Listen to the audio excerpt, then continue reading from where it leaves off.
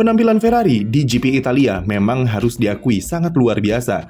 Tidak ada yang menyangka jika mereka bisa mengeksekusi strategi satu stop dengan sempurna untuk membendung laju duo McLaren yang sedang gacor-gacornya.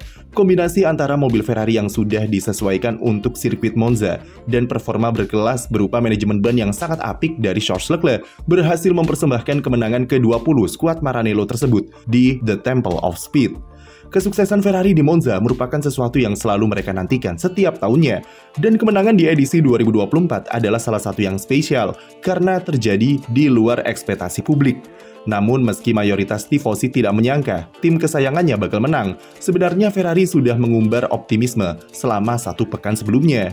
Tim prinsipal Frederick Vasseur mengatakan jika mereka bisa tampil lebih kompetitif dan bahkan bisa bersaing untuk kemenangan karena pengembangan mobil SF24 akan kembali dilanjutkan mulai GP Italia.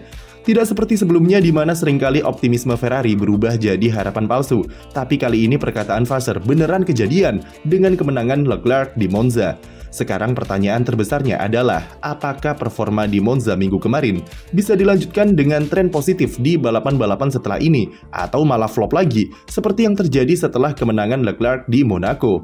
Optimisme Ferrari bukanlah tanpa alasan, karena memang seperti tahun-tahun sebelumnya development mobil selalu kembali dilanjutkan sejak balapan di Monza. Bagi Ferrari, perasaan optimis muncul setelah podium kejutan mereka di GP Belanda yang memberikan setitik harapan jika potensi untuk kembali bersaing kompetitif itu masih ada.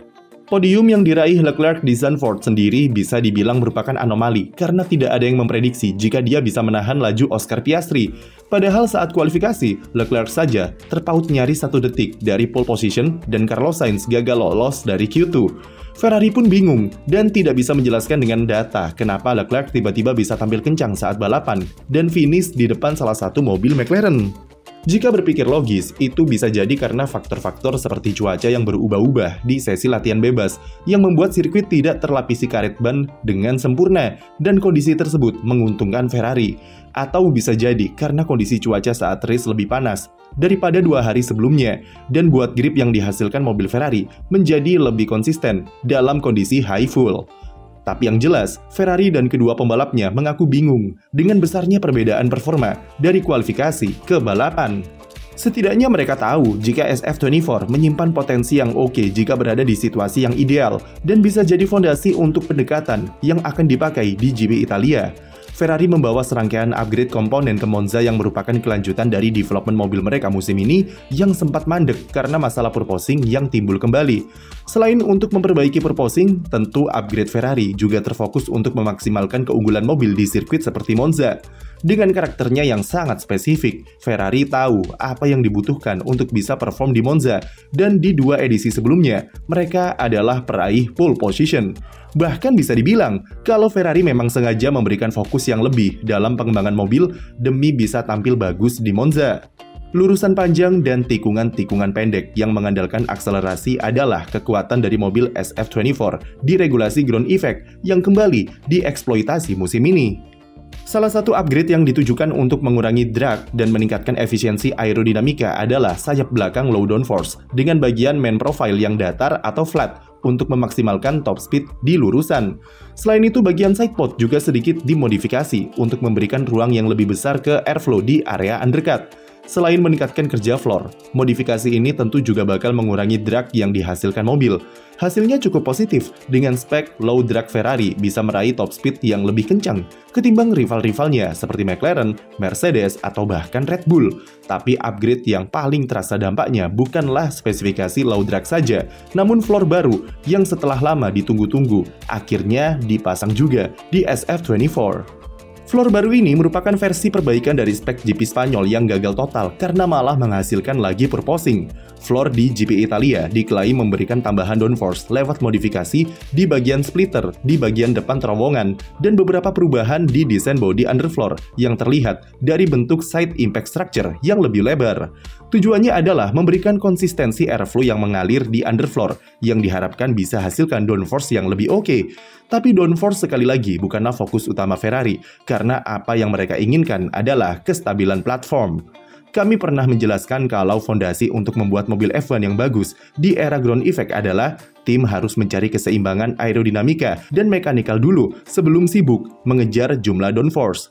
Ferrari sudah punya di aspek mekanikal dengan komponen suspensinya yang sebagus McLaren, tapi dari aspek aerodinamika inilah yang jadi PR besar dengan purposing yang muncul lagi setelah GP Spanyol karena terlalu mengejar jumlah downforce. Floor baru di GP Italia meski diklaim meningkatkan downforce, tapi faktanya mereka juga mengurangi downforce yang dihasilkan tersebut dari detail-detail yang ada di area pinggir floor. Area pinggir ini dibuat lebih terbuka dari versi sebelumnya untuk mengeluarkan airflow sebanyak mungkin dan seefisien mungkin dari area underfloor. Ferrari memutuskan untuk tidak lagi mengunci airflow yang ada di underfloor dan mengeluarkan mereka untuk dialirkan ke atas ataupun samping roda. Itu bertujuan untuk mengendalikan jumlah downforce yang dihasilkan supaya tak terlalu besar dan membuat keseimbangan aeronya lebih stabil di tengah yang otomatis akan meminimalisir purposing. Hasilnya baik Leclerc ataupun Sainz sama sekali tidak merasakan fenomena itu di lurusan sirkuit Monza.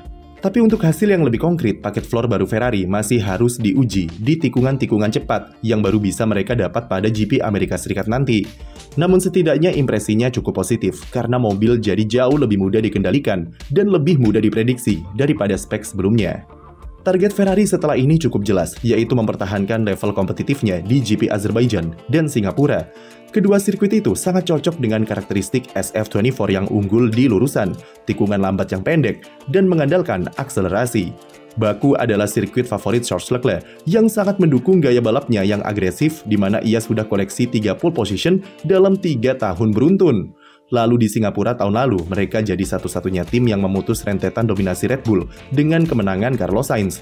Apalagi mengingat dua sirkuit itu adalah sirkuit jalanan, bukan tak mungkin Leclerc akan ulangi performa yang sama seperti di Monaco.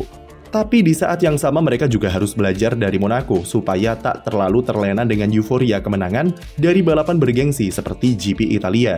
Bagi Leclerc, ia ingin tim segera melupakan semua emosi dari Monza untuk kembali fokus untuk balapan di Baku pekan depan. Dan mengingat apa yang terjadi setelah GP Monaco, pembalap 26 tahun itu tak mau memasang ekspektasi tinggi dan sadar jika Ferrari masih menyimpan banyak sekali kelemahan. Mereka masih memiliki masalah understeer sepanjang GP Italia dan Ferrari tak bisa memperbaikinya sampai balapan. Itu terlihat di kualifikasi, di mana Leclerc kalah dari Norris di tikungan seperti Rivazza dan Ascari, tapi ketertinggalannya bisa dipangkas balik lewat akselerasi serta top speed Ferrari yang oke. Ketika balapan, masalah understeer tak terlalu terlihat karena tikungan Monza yang sedikit dan faktor top speed serta secara general mobil Ferrari lebih oke ketika diberikan high full dengan degradasi ban yang jauh lebih baik. Understeer bisa dibilang adalah resiko dari floor baru Ferrari yang mengurangi downforce supaya mobil jadi lebih stabil, dan ini adalah PR besar bagi mereka di balapan-balapan selanjutnya. Itu karena Baku dan Singapura punya lebih banyak tikungan ketimbang Monza yang otomatis understeer bakal jauh lebih terlihat dampaknya secara performa. Tapi jika mau berharap, kondisi Ferrari belakangan ini memang punya momentum positif, terutama dari segi race pace yang sangat improve di 2024. Selain itu, pendekatan strategi mereka juga nothing tulus dan berani bertaruh dengan resiko untuk meraih hasil maksimal di setiap balapannya. Meski akan jauh lebih baik menurunkan ekspektasi, mengingat tim ini seringkali memberi PHP kepada fansnya. Tapi podium kejutan di Zandvoort dan kemenangan tak terduga di Italia adalah tanda kalau Ferrari tak bisa diremehkan dan masih jadi salah satu kandidat kuat di klasemen konstruktor. Saat ini mereka duduk di posisi ketiga klasemen dengan hanya terpaut 39 poin dari Red Bull dan 31 poin dari McLaren. Peluang untuk jadi juara konstruktor atau minimal menempati posisi runner-up masih terbuka lebar bagi Ferrari, mengingat mereka juga punya duet Charles Leclerc dan Carlos Sainz yang sama konsistennya dengan Lando Norris serta Oscar Piastri di McLaren. Sekian video dari kami, jangan lupa beri like dan subscribe untuk konten F1 lainnya.